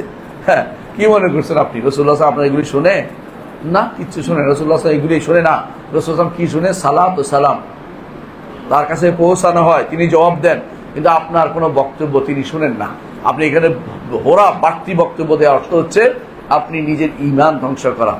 আমাদের বাংলাদেশি যে অনেকে হজ উমরা করতে যায়, যাওয়ার সময় বাংলাদেশের যে ধর্ম মন্ত্রণালয়ের পক্ষ থেকে একটা বের করছে হাজিদের জন্য হজ উমরা জিয়ারার একটা বই বের করছে, গাইড।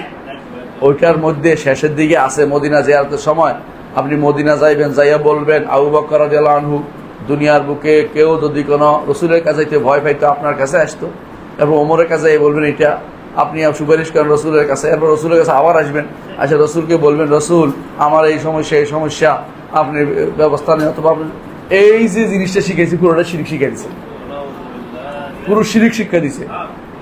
আপনি পড়ে দেখেন বইটা, যদি কেউ নিয়ে আসে, কারো কাছে আছে কিনা দেখেন, বাইরে নিয়ে দেখবেন যে পুরো শিরিক শিক্ষা দিছে। আছে কারো কাছে বইটা?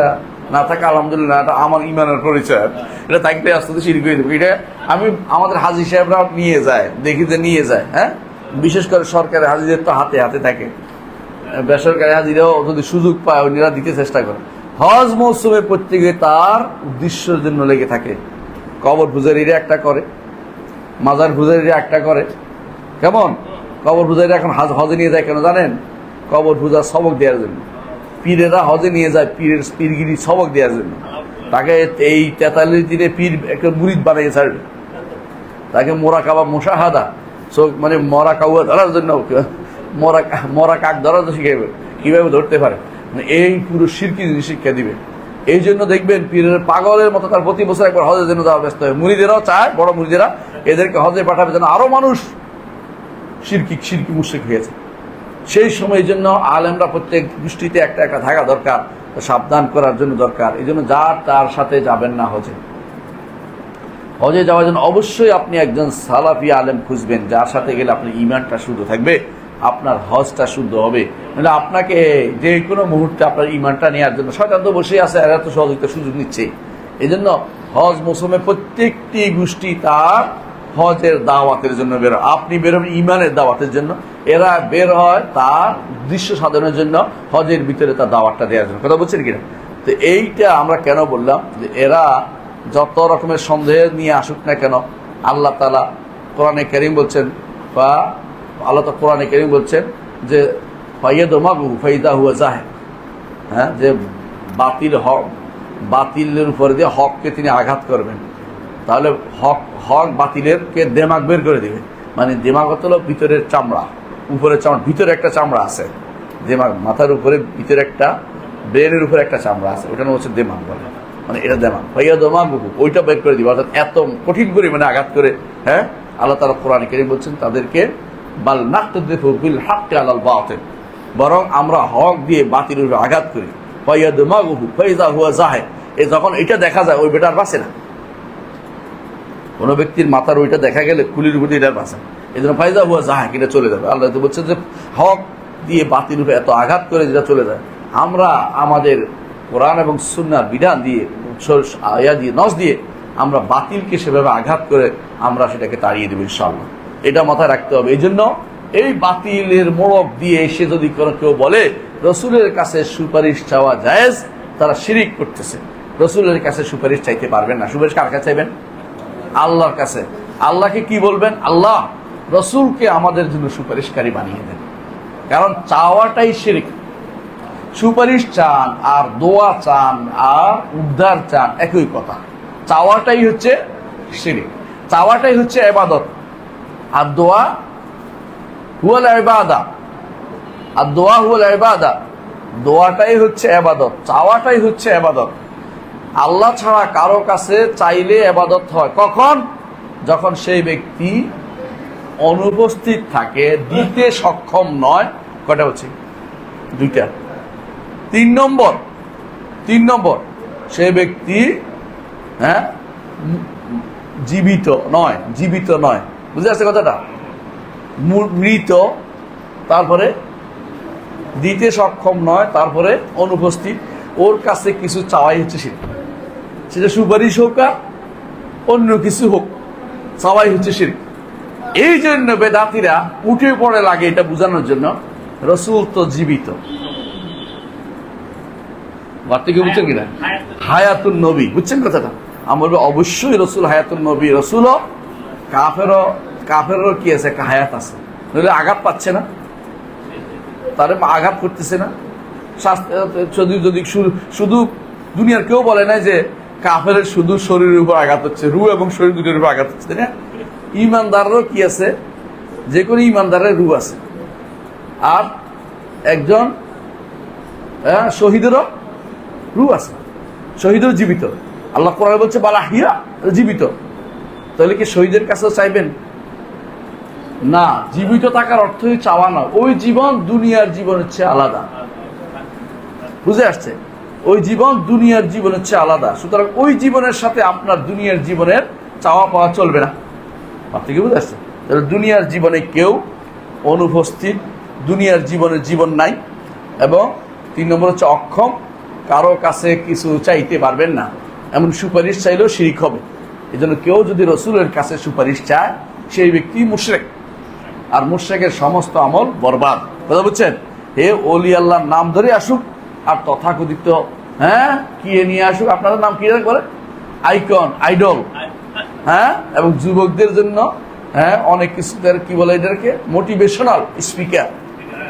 আমি আশ্চর্য হয়েছি, কোথাও আমি যাইতাম, সেখানে ওনাকে নিয়ে আসার জন্য বড় ধরনের করছে। আমি বললাম যে আমি কিচ্ছু বলবো না, আপনারা দেখেন, ভালো করে শুনে নেন। তারপরে তারা আল্লাহর রহমত সেটা থেকে দূরে সরে গেছে। তাহলে এই মানুষগুলো যারা ডাকে, এরা বুঝে না যে এদের তো আকীদা শুদ্ধ নাই, এদের তো মানহাজও শুদ্ধ নাই। এরা হচ্ছে একদিকে আকীদাও শুদ্ধ, আরেকদিকে তারা যুবকদেরকে বিভ্রান্ত করতেছে। ওই দেখাবে কোথায়, মারামারি হানাহানি জায়গাটা দেখিয়ে দিবে। বুঝছেন তো কারা এরা? আপনি এদের পিছনে চললে কোনোদিনই হক পাবেন না, আপনাকে চলতে হবে ওলামাদের পিছনে। আলেম কেডা? আলেম হচ্ছে বিন বাস, আলেম হচ্ছে ইবনে উসাইমিন, আলেম হচ্ছে সালেহ ফাউজান, কথা বলছে, আলেম হচ্ছে আলবানী। আপনি দেখেন, এদের কথা শুনেন, তাহলে বুঝতে পারবেন হক কোথায় আছে। না হক থেকে বেরিয়ে এদের কথা শুনতে হবে আপনাকে। ওই তথাকথিত স্পিকারদের পিছনে আপনি ঘুরতে পারবেন। এরা জাহেল, এরা দিন বুঝে না, এরা শরিয়া বুঝে না, এরা ওয়াসিলার অর্থ বুঝে না, সুপারিশের অর্থ বুঝে না। আল্লাহ বলছেন কুল লিল্লাহি শাফাআতু জামিআ, সমস্ত সুপারিশের মালিক কে? আল্লাহ। কে বলছে এটা? আল্লাহ নিজে বলছে। কখন বলছে? যখন বলছে যে আমরা এদের কাছে সুপারিশ চাই। আল্লাহ বলছে না, সুপারিশের মালিক তো আল্লাহ। মালিক আল্লাহ বুঝছেন, আল্লাহ যাকে অনুমতি দিবে তিনি শুধু করবেন। এবং এই সুপারিশ হাসরের মাঠে 2 শর্ত হলে করা যাবে। একটা হচ্ছে কি, লোকটা শিরিক করে নাই, তার জন্য রসুল সুপারিশ চাইবেন। আপনিও চাইবেন আপনার বন্ধুর জন্য, শিরিক করে নাই কিন্তু শিরিক চাইয়া গেছে দুনিয়ার বুকে, সে কি করছে? সুপারিশ চাইয়া গেছে, সে কি করছে? শিরিক করে গেছে। তার জন্য কি রসুল সুপারিশ করবে না? ইমানদাররা করে, বন্ধুর বান্ধব কেউ করবে না। ভয়াবহ বিপদ, বুঝতেছে না তারা। এই জিনিসটা আপনারা যত বুঝাইতে পারবেন, এটা ইমানের দায়িত্ব হচ্ছে এটা মানুষকে বুঝিয়ে দেয়া। প্রত্যেকটি মানুষের না, সুপারিশ আল্লাহ মালিক, তিনি সেদিন যাকে বলবেন তিনি শুধু সুপারিশ করবেন। এবং কখন করবেন?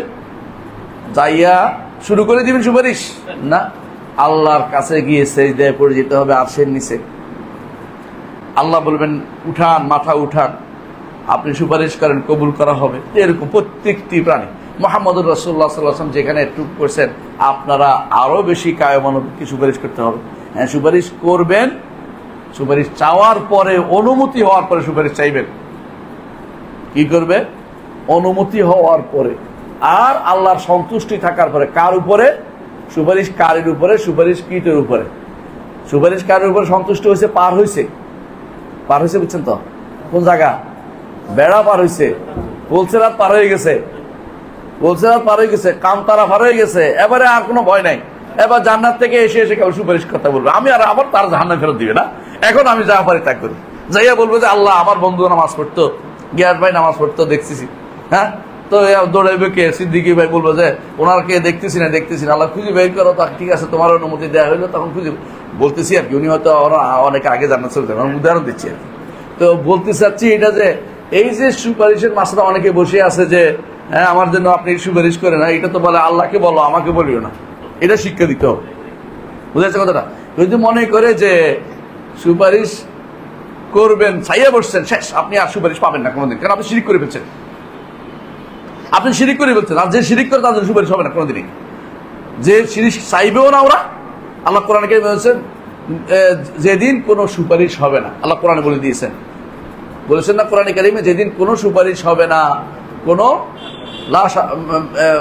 সুপারিশ কথা বলছেন, কোনো সুপারিশ হবে না, আল্লাহ কোরআনে বলে দিয়েছেন। তাহলে বোঝা গেল যে এই সুপারিশে চাওয়া যাবে না, চাইতে হবে আল্লাহর কাছে। আল্লাহ অমুককে, ইমানদারদেরকে অথবা রসুলের সুপারিশ আমাকে নসিব করুন, এভাবে বলবেন, কিন্তু রসুলকে বলতে পারবেন না বা অলিকে বলতে পারবেন না আপনি আমার জন্য সুপারিশ করবেন। কিন্তু ইয়া পাইছেন না, এটা একটা ওই বাংলাদেশের উকিলের জায়গা পাইছেন নাকি? এটা হচ্ছে এমন ময়দান, যে ময়দানে প্রত্যেকে কি করবে,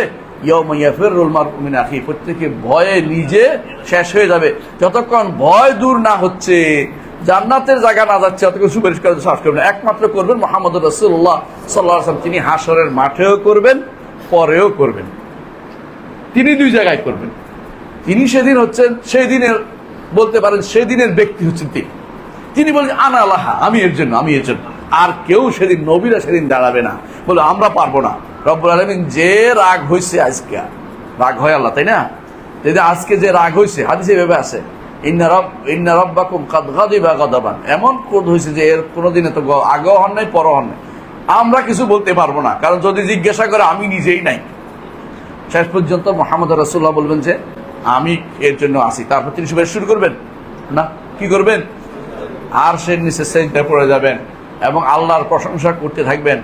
এমন প্রশংসা করবেন, আল্লাহ খুশি হয়ে বলবেন যে আপনার মাথায় উঠান, আপনি বলুন, আপনার সুপারিশ গ্রহণ করা, সুপারিশ করুন, সুপারিশ গ্রহণ করা হবে। এর আগে কেউ সুপারিশ করবে না। এমনকি রাসূলুল্লাহ সাল্লাল্লাহু আলাইহি ওয়াসাল্লাম সেদিন হাসরের মাঠে সুপারিশ করবেন। আর কোথায় সুপারিশ করবেন? আরো সুপারিশ করবেন তিনি কোথায়?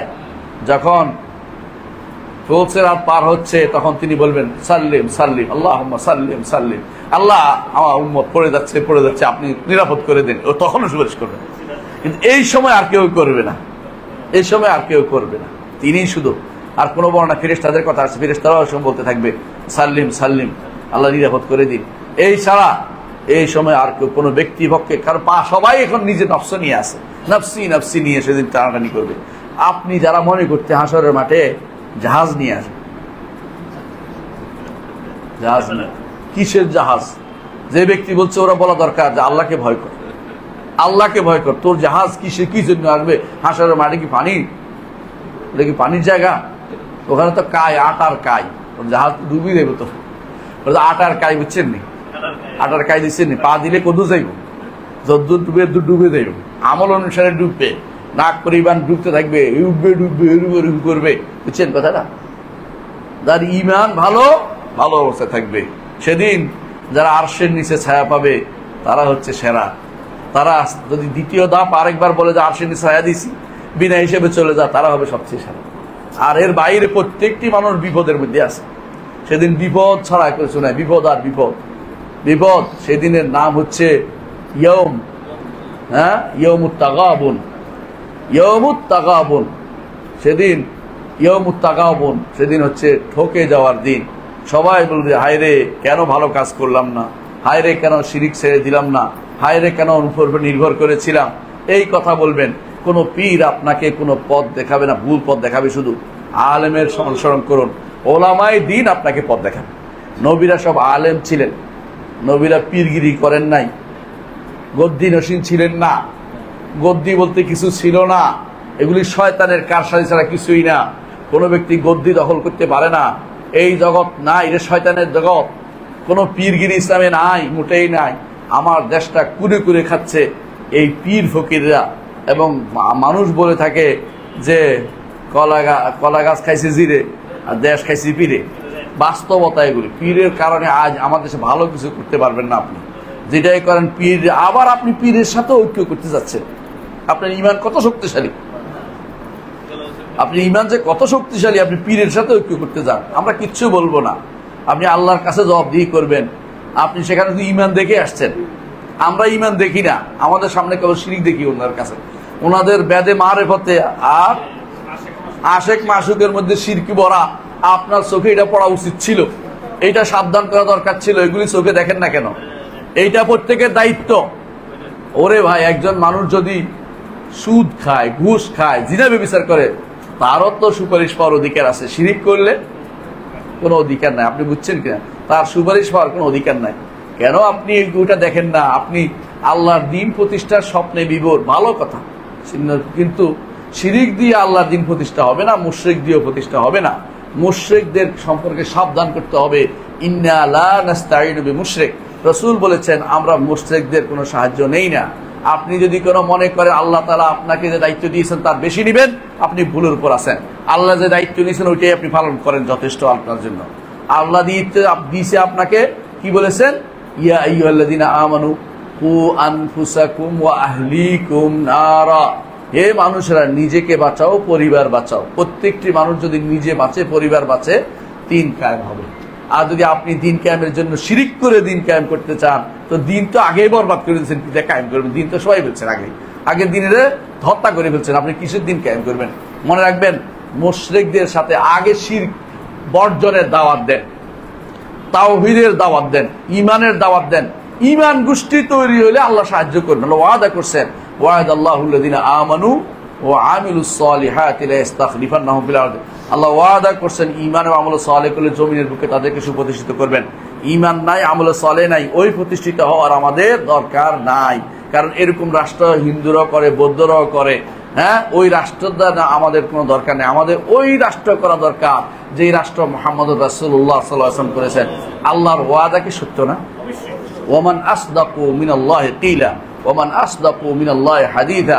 আল্লাহ তাআলা তার ওয়াদা সত্য করেন। আপনি শুধুমাত্র তাড়াতাড়ি করতেছেন, আপনার কাছে আল্লাহর দাওয়াত দিতে গেলে পিছিয়ে যাবে।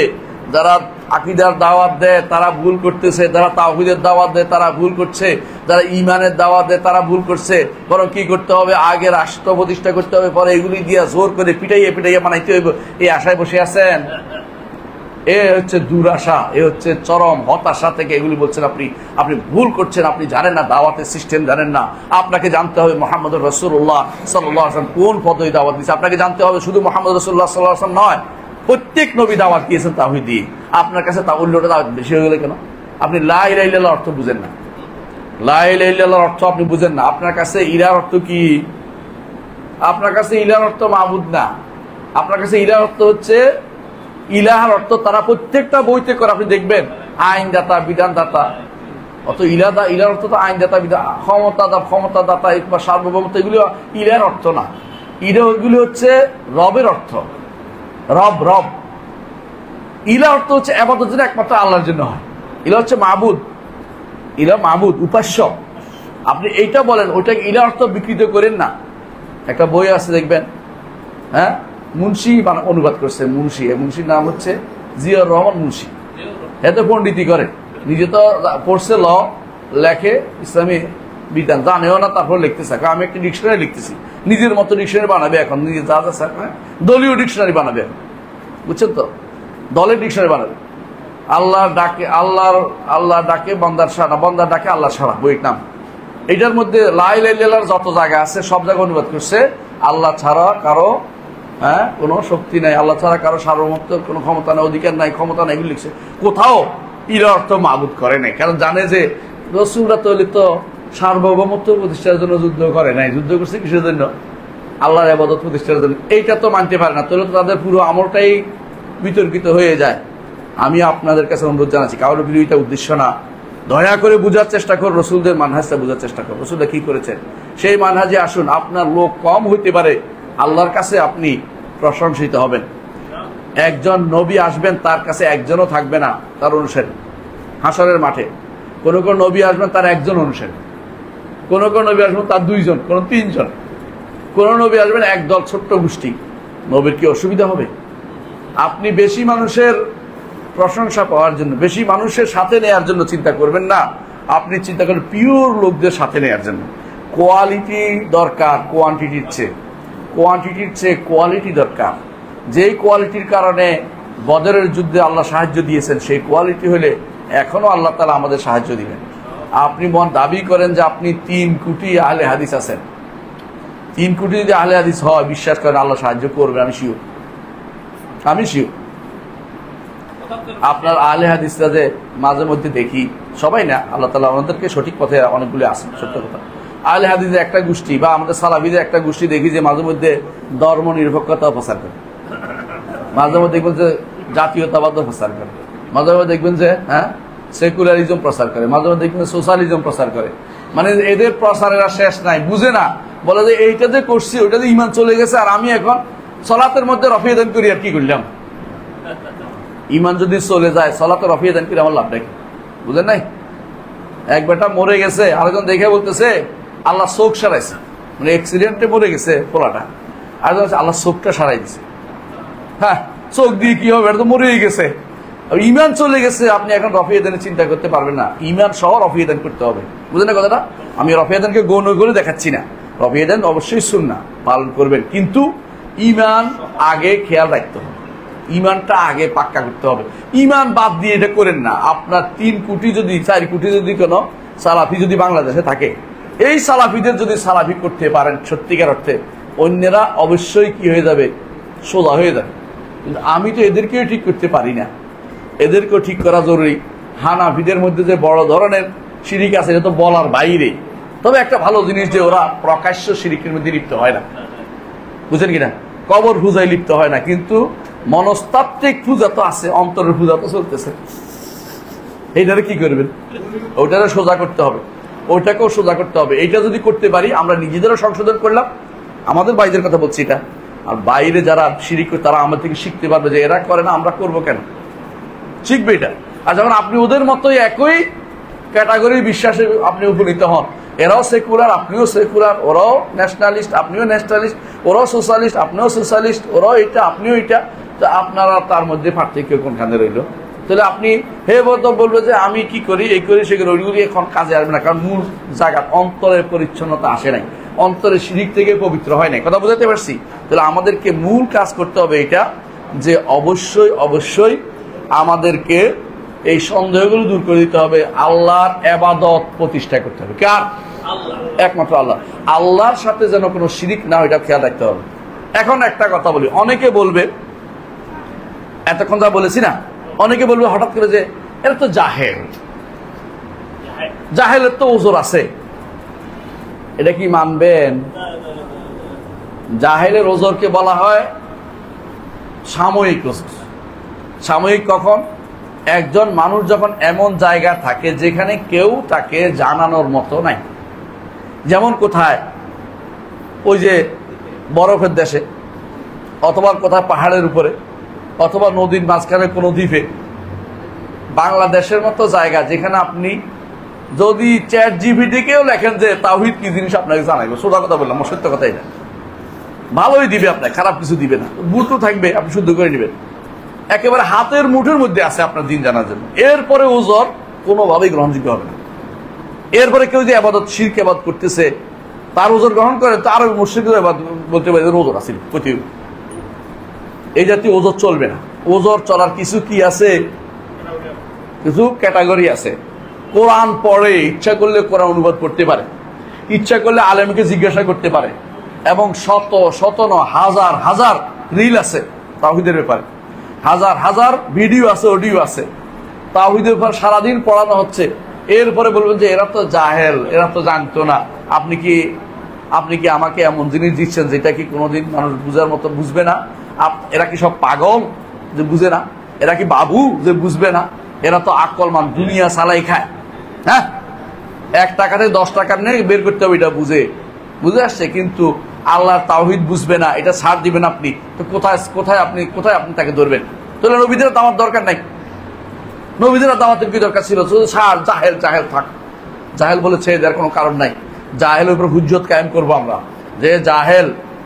আমরা প্রথমে বলবো যে ব্যক্তি শিরিক করে সবগুলি চিরস্থায়ী জাহান্নামী, কোনো কথা নেই। যে ব্যক্তি এই কাজ করবে সে শিরিক করবে, আল্লাহ ছাড়া অন্য কারো ইবাদত করবে, শিরিক করবে, এটা বলবো। ব্যক্তির উপর যখন যাবে তখন প্রমাণ প্রতিষ্ঠা করে তারা কাফের বলবো, প্রমাণ প্রতিষ্ঠা করার পরে তারা কাফের বলবো। এটা কোনোভাবেই ছাড়া যাবে না, কারণ নবীদের কাজ ছিল এটা। নবীদের কাজকে কোনোভাবে ছোট করে দেখার কোনো সুযোগ নাই। এদের বক্তব্য অনুসারে এরা যতই পড়ে টরে জানে বসে আমরা বলছি শুনবে না, জাহেলকে ছেড়ে দিবেন না, জাহেল ছেড়ে দেওয়ার কোনো সুযোগ নাই। আপনাকে আল্লাহ সম্পদ দিয়েছেন, কোটি কোটি টাকা ব্যয় করেন মানুষের কল্যাণের জন্য, বুঝে আসছে কথাটা? আপনি এত 1000 কোটি টাকা ব্যয় করতেছেন মানুষের কল্যাণের জন্য, এদের কল্যাণ প্রথমটা করেন। কোন কল্যাণ করবেন? ইমানটা ঠিক করেন। এদেরকে আপনি রিক্সা কিনে দিয়েন না, ইমান ঠিক করে তারপর রিক্সা দেন। এদেরকে আপনি ইমান ঠিক করে রিক্সা দেন। ইমান ঠিক নাই, রিক্সা কিনে দিয়ে লাভ নাই, ভালো কিছু করেন নাই। যদি ইমান ঠিক নাই তো কাফের আপনি পাইলে কি লাভ? এক কাফের মূর্তি পূজা করে, দুর্গার পূজা করে, আরেক কাফের দরগার পূজা করে। পার্থক্য কি? দরগা আর দুর্গা শব্দ দুটো পার্থক্য এই তো। একজন দরগা পূজা করে, একজন দুর্গা পূজা করে। আপনি এটা করতে দিবেন না, যে কারণে কাফের হয়ে যায়। এটা আগে শিক্ষা দেন, যদি ভালো হয় তখন তাদেরকে সহযোগিতা করেন। হ্যাঁ, সহযোগিতা এমনি করতে পারেন আমরা দুনিয়া সবাইকে, কিন্তু আলেমে দ্বীনের কাজ নয় এটা রাষ্ট্র সরকারের কাজ। গরিবেরে দেখবে, আপনার দায়িত্ব হচ্ছে আপনি সহযোগিতা করেন ইমানের জায়গাতে। একজন মানুষ ইমান নিয়ে যদি কোনো না খেয়ে মরে যায়, কই যাইব? জান্নাতে যাবে। আর ইমান নাই কিন্তু একেবারে ভালো অবস্থায় চলে গেছে, কি হইব? জাহান্নামে যাবে। আপনি যদি কোনো সত্যি দরদি হন, সত্যি যদি আপনি দরদি হন, সত্যি যদি কোনো উম্মার দরদি ব্যক্তি হন, অনেকে উম্মার দরদি ব্যক্তি বলে কি কি কথাবার্তা বলেন। উম্মার দরদি ব্যক্তি হলে উম্মাকে ইমান আগে দেন। ইমান ছাড়া উম্মার দরদি হইতে পারে না। যার ইমানের দাওয়াত দেয় নাই তাকে আপনি উম্মার দরদি বলতে পারেন না, কারণ চিরস্থায়ী জীবনের জন্য গ্যারান্টি হচ্ছে ইমান। ইমান তাওহীদ যদি শিক্ষা না দেন, তাকে আপনি টাকা পয়সা দিয়ে, তাকে আপনি সেলাই মেশিন দিয়ে কোনো লাভ হবে না, যদি কিচ্ছু হবে না। তার জন্য আপনি গ্রামের পর গ্রাম দিয়ে দিলেন, তাতেও কিছু যায় আসে না। তাকে ইমানটা দেওয়ার ব্যবস্থা করুন। আপনি যদি সত্যি সত্যি কল্যাণকামী হয়ে থাকেন তাহলে এই কল্যাণটা করেন। এটাই আমাদের বক্তব্য। আশা কি বুঝাইতে পারছি কথাটা? একজন মানুষ যদি দুনিয়ার সমস্ত গুনাহ করে, তারপরেও তার জন্য যদি শিরিক না করে, তার ক্ষমার ব্যবস্থা আছে। শিরিক করে কোনো গুনাহ করলো না, বাহ্যিক কোনো গুনাহ করলো না, বড় শিরিকে করে গেল, সেই ব্যক্তির ক্ষমার কোনো সুযোগ নাই। যতই আপনি মানুষকে কল্যাণকামী দেখান, আপনি কল্যাণকামী সেই সময় হবেন যখন তাদেরকে শিরিক মুক্ত করতে পারবেন। বুঝাতে পারছি? আপনি যদি শিরিক মুক্ত করতে না পারেন, দয়া করে মানুষদেরকে বিভ্রান্ত করেন না। আপনার দলভুক্ত ইসলামিক নাম দিলেও সে দল হবে না, একেবারে ইসলামী আন্দোলন নাম দিলেও কাজ হবে না, ইসলামী অমুক নাম দিলেও কাজ হবে না, ইসলামী মদের দোকান দিলের মতো অবস্থা হয়ে যাবে। এটা কখনো গ্রহণযোগ্য হতে পারে না। বরং আপনাকে মনে রাখতে হবে যে এরা ওজন নাই ওদের। বর্তমান সময় বাংলাদেশের কারো ওজন নাই। কেন ওজন নাই? ইচ্ছা করলে জিজ্ঞাসা করতে পারে, ইচ্ছা করলে কম্পিউটার টিপতে পারে, ইচ্ছা করলে জিজ্ঞাসা ফোন দিতে পারে।